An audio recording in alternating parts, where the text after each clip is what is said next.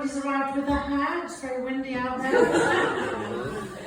So my name's Sue Scary. Scary is an unusual surname I hear you say. And that's because it's not my proper surname. My surname is Carey, my first name is Sue, and when I got married, apparently I became Mrs. Scary. My work colleagues took great delight in telling me I'd become Mrs. Scary. But my husband's name is Scott, so he's also Mr. Scary. So together we are Mr. and Mrs. Scary, which has great applications at Halloween and absolutely no use the rest of the year.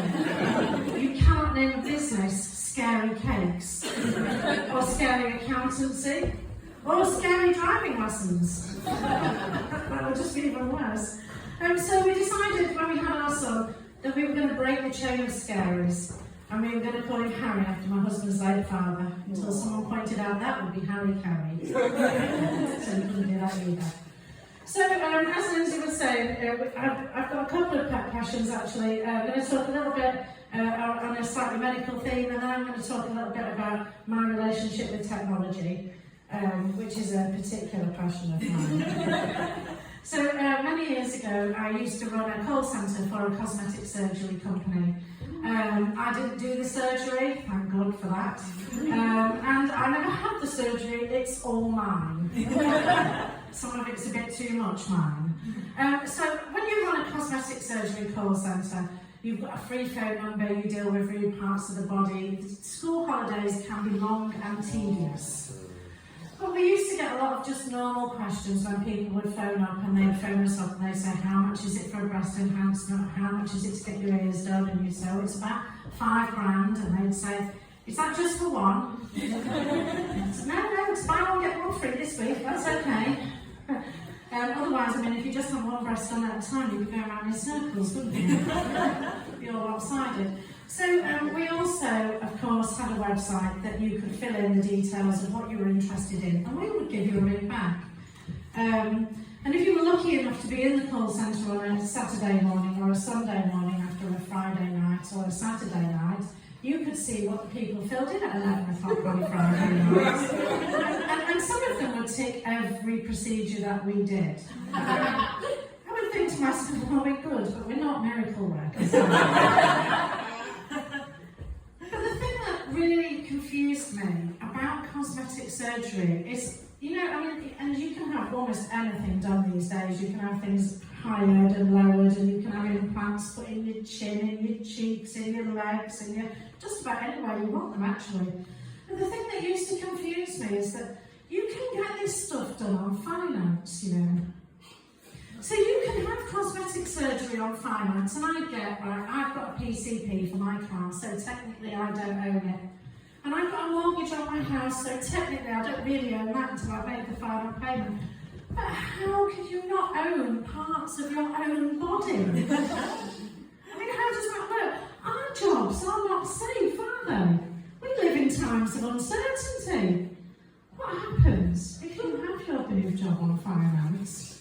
And you lose your job, and you cannot make the repayments. How does repossession work?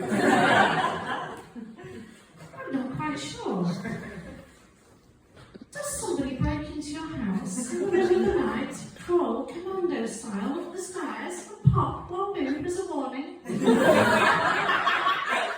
up feeling slightly deflated. You're standing at the photocopier at work, leaning on it, somebody crawls along and injects your fat back into your bum.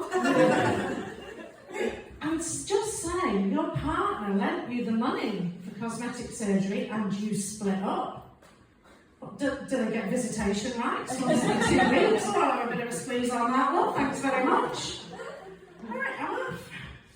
But cosmetic surgery is not the only thing about the medical world that confuses me. As a lay person, I've read quite a lot of NHS guidelines over the years, and I was reading the NHS guidelines on when to consider not resuscitating somebody. Now, I had a particularly bad day.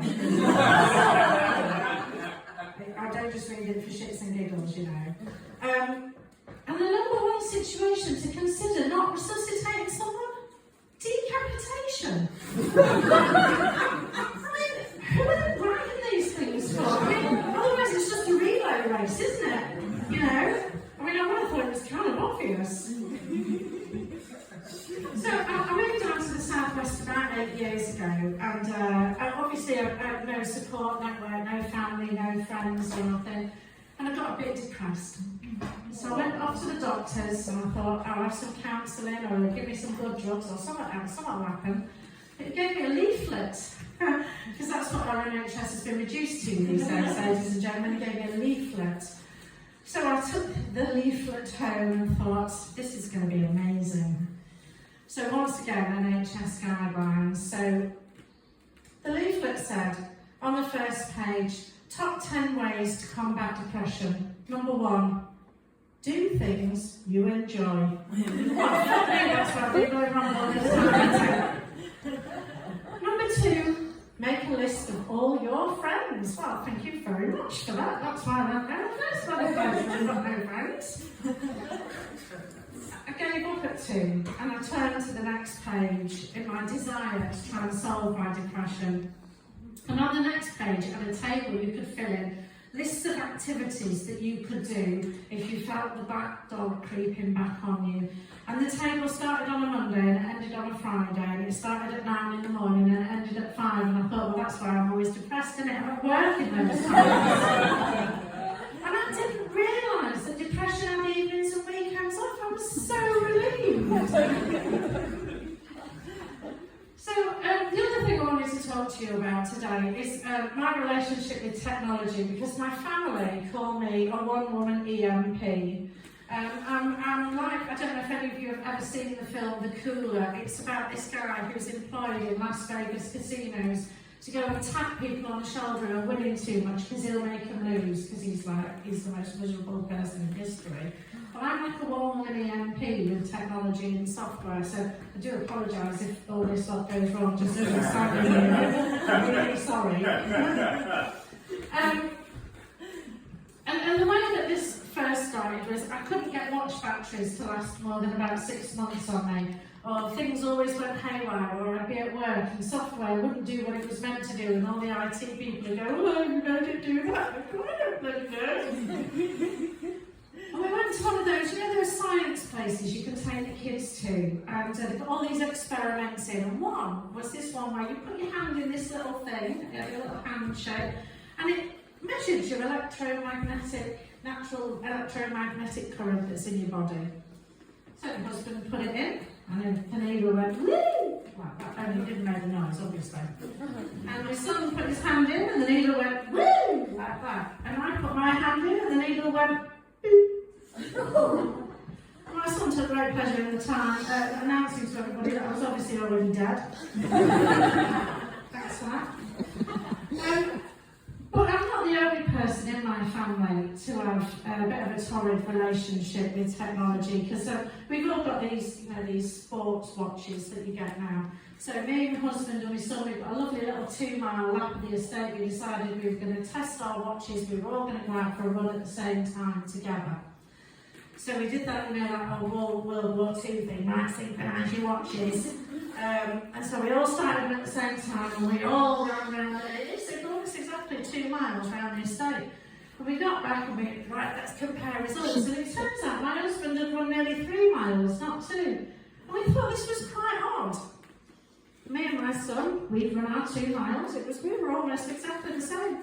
How does my husband, this 5'10" man, because you know how they work, don't you?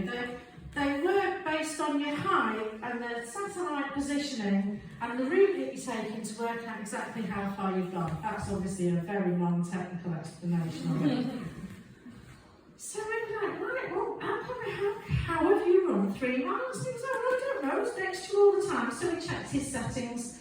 Turns out in his settings he's a 4 foot tall, 20 stone man. I tell you what, if I saw a 4 foot tall, 20 stone man running around my estate, I'd be calling the emergency services. Excuse me, we need a defibrillator over there. I was absolutely amazed this thing hadn't gone off by itself. I've also relatively recently bought a new car. I've got the latest model Mazda. It's so new that it's still having safety recalls on it from the manufacturer. Thanks a lot for that, Mazda. Didn't realise that was going to happen when I bought it. But people name their cars, don't they? So I decided I was going to name my car because I hate it now, it's called the master menopause. Because it's erratic, just like me, but also because in the front, instead of just heated seats, you've got cooling seats as well. These are made for menopausal women, I'm telling you, right? Get a bit hot and bothered, pop your cooling seat on. But we can lock that car up at night and we can go to bed, and in the morning we'll come downstairs and the boot will be open because it's got hot in the night, hasn't it? And the other reason why I think it's erratic is I know you're not meant to park on double roads, right? So we were at Birmingham International Airport and we were just parked on double roads just for 30 seconds so I could get in the car. My husband and my son were picking me up and the whole car locked itself for about 5 minutes with them in the car and me outside the car, and we're all pressing buttons furiously and banging on the window. We're all bloody double reds and the police station's just round the corner. So eventually we did get the thing open. And that was the day it firmly cemented the name of master menopause in my mind. But like I said, I'm not the only person in my family to have this kind of strange relationship with technology. People who grew up without all this technology, they do have a strange relationship with it. A lot of the time we don't understand it first time when it's presented to us, and my mother-in-law was a perfect example of this. A few years ago we got her one of those Freeview boxes with the recordable hard drives, because she was still living in video world, VCR world, so we dragged her kicking and screaming into the 21st century.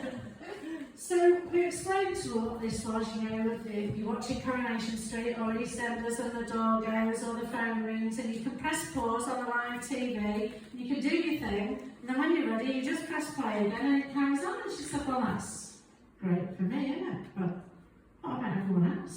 Well, you want to pause it for the entire country.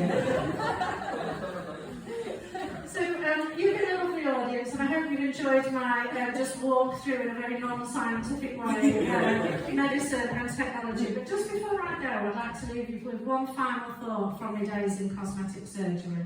As a nation, we spend more money on cosmetic surgery than we spend on Alzheimer's research. It's quite shocking, that, isn't it? But do you know what it actually means? 30 years' time, loads of old people in nursing homes with pert boots and hard-ons and no idea what to do with either.